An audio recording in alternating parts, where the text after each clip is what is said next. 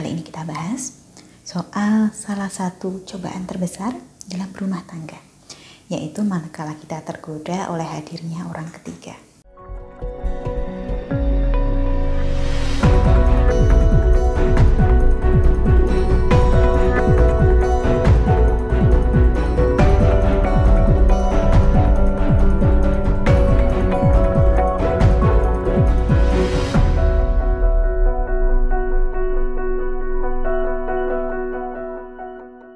Salam Rahayu, dengan Dewi Sundari di sini. Apa kabar Anda?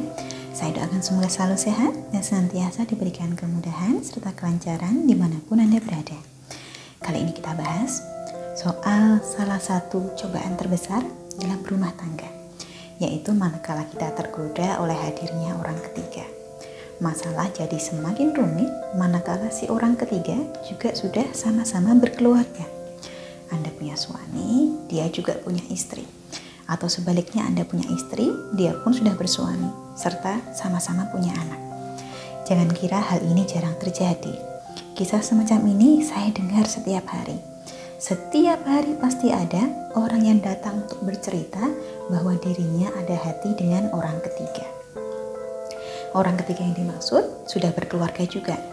Ada yang tinggalnya dekat alias tetangga, ada yang teman kerja, yang berstatus iparnya sendiri juga ada. Bisa Anda tebak, tidak semuanya berakhir bahagia. Sebagai contoh saja, ada yang karena jatuh hati sampai rela bercerai dari suaminya, supaya bisa bersama dengan si lelaki orang ketiga. Tapi apa yang terjadi? Lelaki yang dia kehendaki ternyata malah memutuskan untuk kembali pada istri. Sehingga pihak wanita yang sudah terlanjur bercerai tadi merasa dirinya dijadikan tumbal saja. Sakit hatilah dia. Sebenarnya mengapa orang bisa tergoda orang ketiga padahal dirinya sudah ada yang punya? Dari yang saya terima sejauh ini, kebanyakan dari mereka yang goyah hatinya beralasan bahwa rumah tangganya bermasalah. Ada yang bilang suaminya kasar, sering mencaci maki atau bahkan tidak menafkahi, sehingga istri merasa tidak bahagia dan mencari hiburan lain sebagai akibatnya.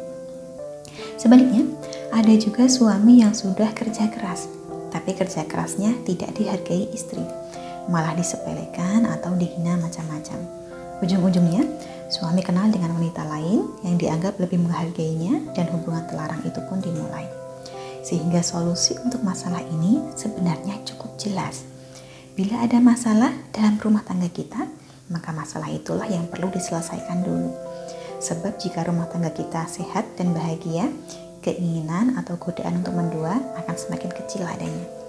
Jika memang masalah ini betul-betul tidak bisa diselesaikan, maka mau tidak mau rumah tangganya lah yang perlu diselesaikan baik-baik. Ketika status Anda sudah tidak berdua, sudah bukan istri orang lagi, sudah bukan suami orang lagi, maka ketika itulah Anda bisa menjalin hubungan kembali. Bukan malah menjalin hubungan dalam keadaan rumah tangga masih berjalan. Status Anda masih punya pasangan. Apalagi jika Anda menjalin hubungannya dengan seseorang yang sudah berpasangan juga, masalah akan jadi semakin panjang. Kalau menurut Anda sendiri bagaimana? Jika suatu saat rumah tangga Anda sedang tidak bahagia, kemudian ada orang lain yang datang menawarkan kebahagiaan, maka langkah yang Anda pertimbangkan seperti apa? Pernahkah Anda mengalami hal seperti ini? Atau menjumpai orang lain yang pernah mengalaminya? Boleh tuliskan di kolom komentar. Siapa tahu pengalaman Anda bisa menjadi pembelajaran buat yang lain juga yang sedang menghadapi masalah serupa.